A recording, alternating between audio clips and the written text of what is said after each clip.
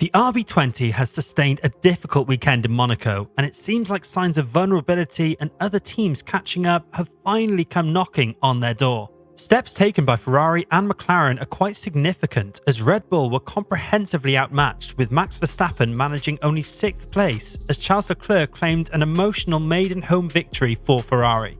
So was this mediocre Red Bull performance just an anomaly brought on by the particular requirements of the Monte Carlo circuit? Or is there more to it than that? It's safe to say that Red Bull have embarked on a bold mission with the new design of the RB20, and no one can really criticise them for it.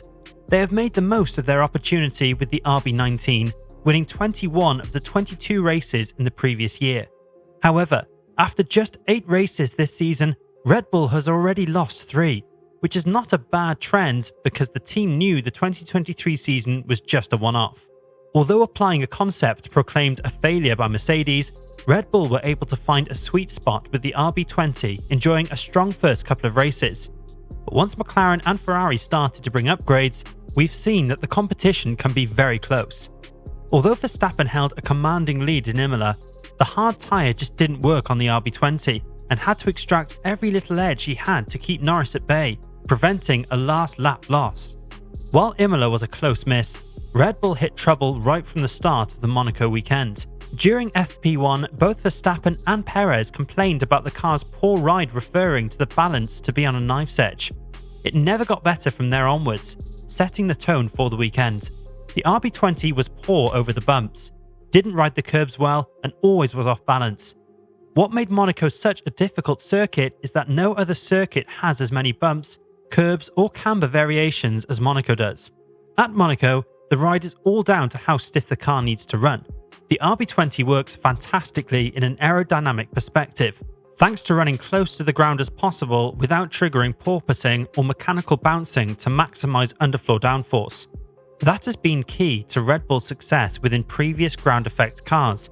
However, at Monaco, a bumpy off-camber track where a higher ride height is mandatory, too stiff of a car is all but bad news for any team.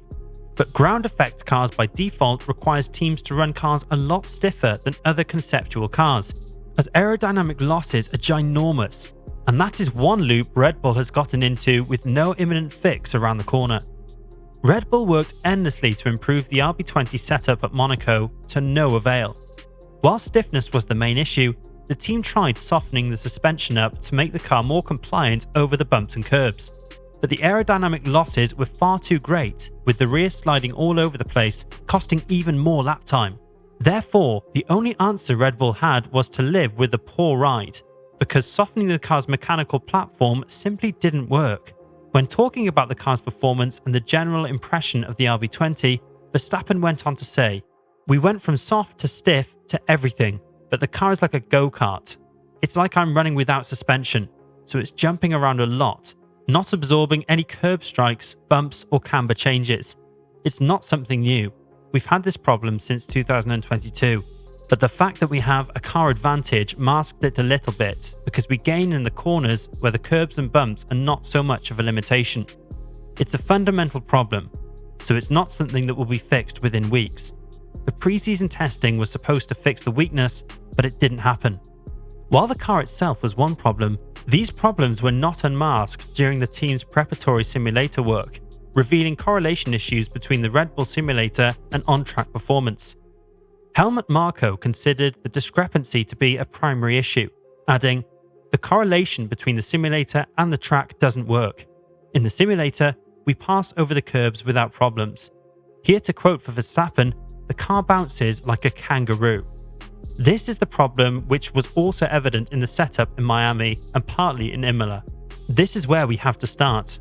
But we believe that when we get to real circuits like Barcelona, for example, we will find our old form again. The RB20's problems had a lot in common with Red Bull's Singapore 2023 struggles. There, the RB19 struggled on the bumps and curbs badly, although it was linked to have not been properly optimized in terms of setup. But at Monaco, Red Bull did optimise the car. It simply was not good enough with ride limitations. Verstappen calling this a fundamental issue wants his team to find a workaround, As the Dutchman pointed out, there are other circuits coming up that are bumpy and require aggressive curb riding, including the next round of the championship at Montreal, and most worryingly for Red Bull, Singapore. While Red Bull struggled at the Principality, Ferrari and Charles Leclair utterly dominated the weekend. Leclair qualified on pole position, started the race on pole and won the Grand Prix, marking his first home victory. The SF24 was the opposite of the RB20 around Monaco. The Ferrari worked well over the bumps and curbs, giving Leclerc and Sainz the confidence to attack the corners. While the Spaniard admitted to lack the slightest of confidence to his Monegasque teammates, the Ferrari undoubtedly had the strongest package. Even though the SF24 clearly outpaced the RB20 on merit, Leclerc reckons Red Bull still have the better package, which just struggled around Monte Carlo. But Ferrari is getting closer. It has the second fastest car on average this season and is Red Bull's closest competitor in both championships. The Imola upgrade package has certainly played its part, and the team still has 2 major upgrade packages planned for the season.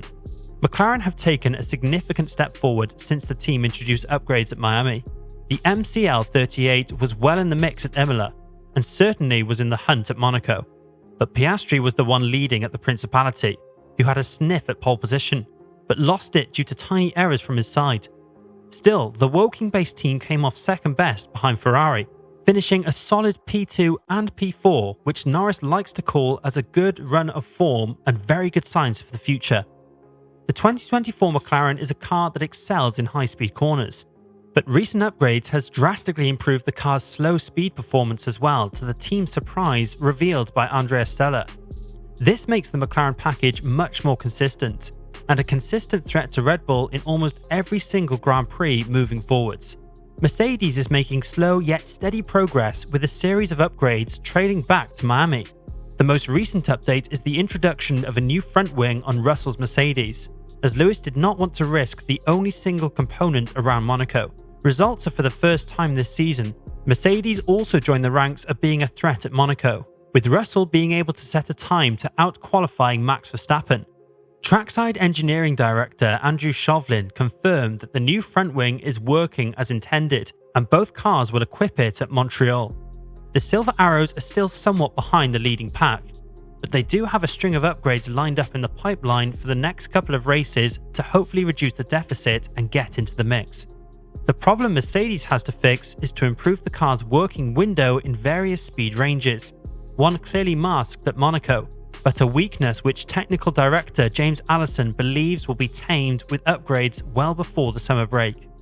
Recent races have proved that Red Bull have a battle on its hands to remain on top, but with Verstappen being boxed 4 against 1 while Sergio Perez continues to perform below par, could we have an interesting championship battle this season? We are very much into your thoughts and perspectives in the comments section down below.